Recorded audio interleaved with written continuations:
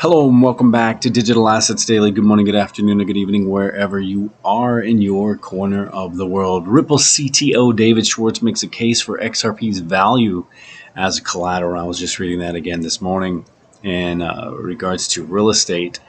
So the XRP buyback theory resurfaces again, but with a twist. Vechain Capital Managing Director Jimmy Valley has proposed a new variation of the XRP buyback theory, sparking debates over the viability of using XRP as collateral. And these debates have prompted a response from Ripple Chief Technology Officer David Schwartz. As highlighted in previous reports, Valley proposed the XRP buyback theory in 2021. And it's a theory based on the assumption that XRP would become the world's reserve currency. And following this assumption, Valley proposed, or I should say posited, that governments must own large amounts of XRP, necessitating the proposed buyback. Securities lawyer suggested this buyback would not happen on the secondary market, but at an agreed fixed price similar to the buyback of gold when the U.S. backed the dollar with a highly valued commodity. So considering XRP's limited supply and the fiat supply, Valley placed a value of one XRP between 37,500 and 50,000 USD. Unsurprisingly, this price estimate and the theory have sparked discussions over the years. So, in the recent interview, Valley has suggested a new proposal where instead of selling to the government, the XRP holders use their holdings as collateral for a bank tentatively dubbed People's Bank. While not many appear to be paying mind to Valley's latest scheme, it has led to debates over whether XRP is a suitable asset for collateral. XRP Ledger Validator and unwittingly kicked off the debate by asserting that XRP had no value to lend or borrow against, stating, "I wonder if anyone has told Jimmy that XRP has no value to borrow or lend against." The validator tweeted, adding, "How can you use it as collateral?" So to buttress his point that collateral must have redemption value, on the other hand, he asserts that XRP only has value when it is in transit from a holder to a buyer. That's where Schwartz responded in a series of tweets and pointed out that a company only repurchases its stock at redemption value when it is contractually required. Otherwise, like the other buyers, it purchases the stock at the fair market price determined by demand and supply factors, just like the value of XRP. Consequently, the value is not guaranteed. The primary reason stocks are good collateral for loans is that they are liquid, Schwartz noted, arguing that the potential of redemption would hardly be considered. Consequently, Schwartz outlined XRP's liquidity and easy-to-track spot market price as qualities that could make it good collateral. While he concedes that its volatility is a drawdown, he notes that loans backed by XRP can be over-collateralized, guaranteed by other means of payment, or in the most undesirable case, have high interest rates.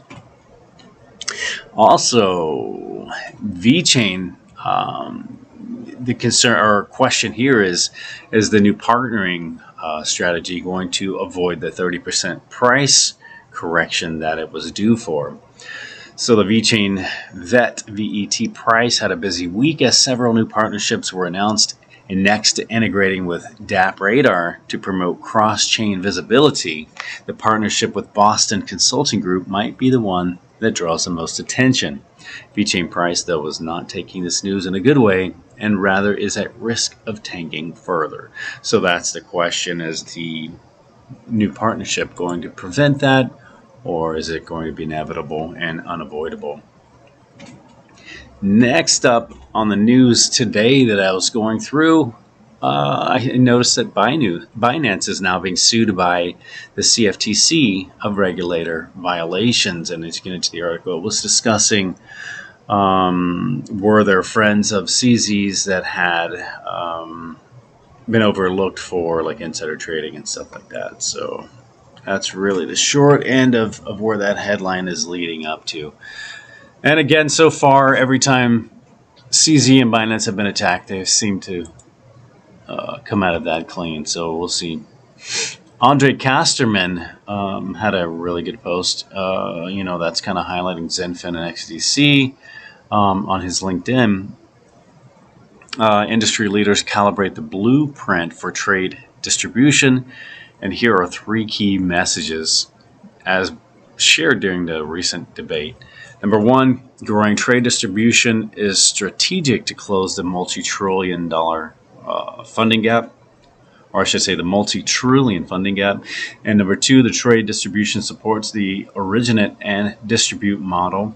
And number 3, securitization as a service is required to bridge banking and capital markets and to democratize access to the originate and distribute market practice. The rest is just a lot of details in regards to that. So again, there's more moving on with XDC and the XinFin blockchain, so as well, or I should say with XinFin and the XDC blockchains as well. Another thing I wanted to discuss too is the de-dollarization. More countries seek alternatives to the US dollar. I was recently a guest on a CKJ Crypto News show, and this is kind of the discussion I was getting into, the de-dollarization, but I think he was a little concerned with algorithms, and you're never sure where someone's headed, so I think that's where he kind of wanted to pause on that.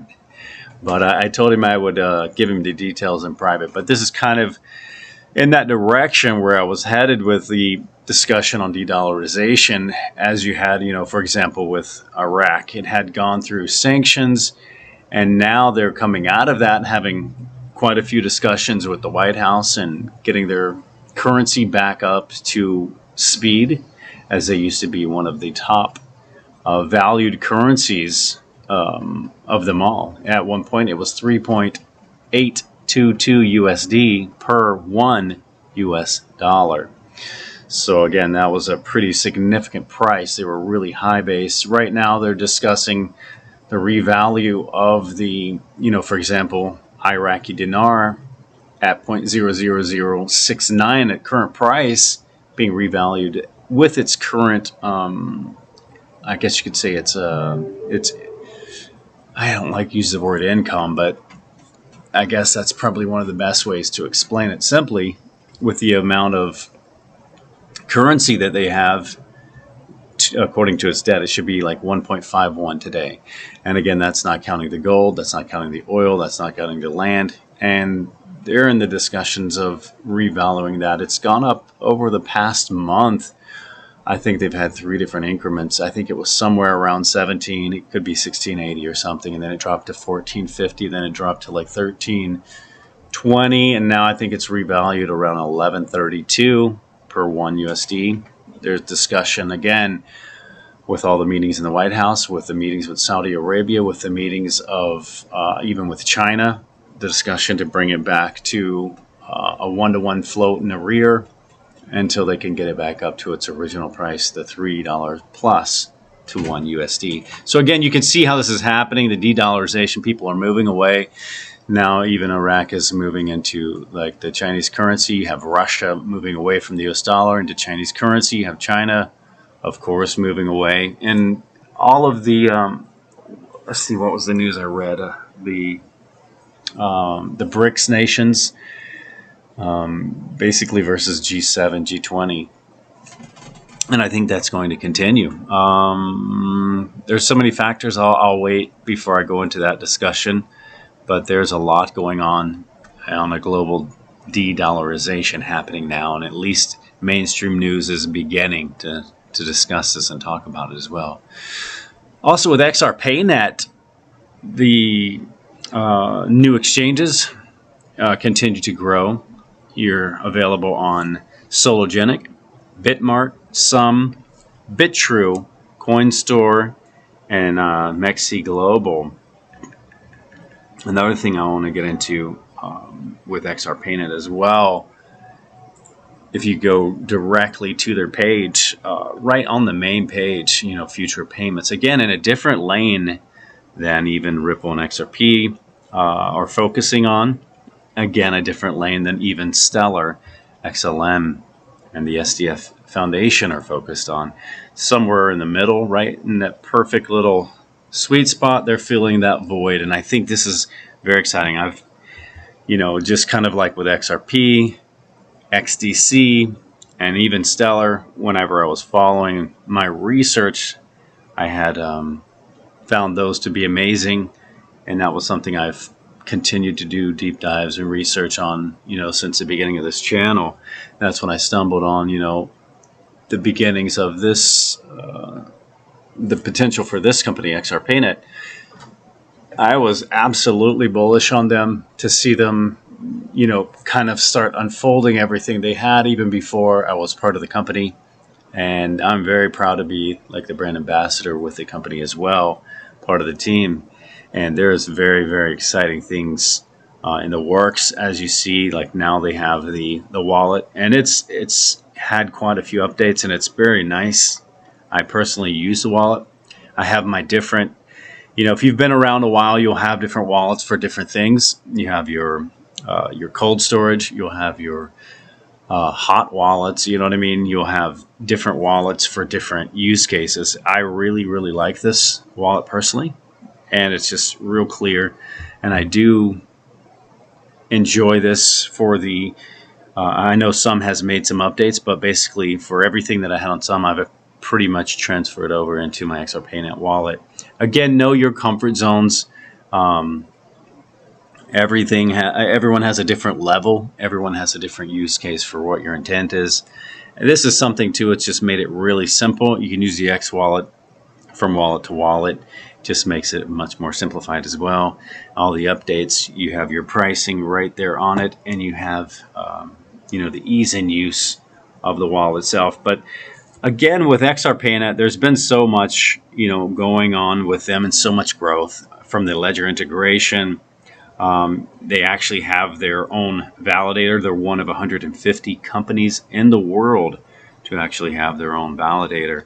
So again, that's something, they are really involved with XRP, XRPL, and they just continue to grow. I know I'm anxious personally too with the card that's coming out very soon. I know there was a few delays on that because they were wanting this to come out perfect instead of having issues at the beginning. So I would always prefer that quality over the speed any day, because again, you already know the speed of XRPL and XRP.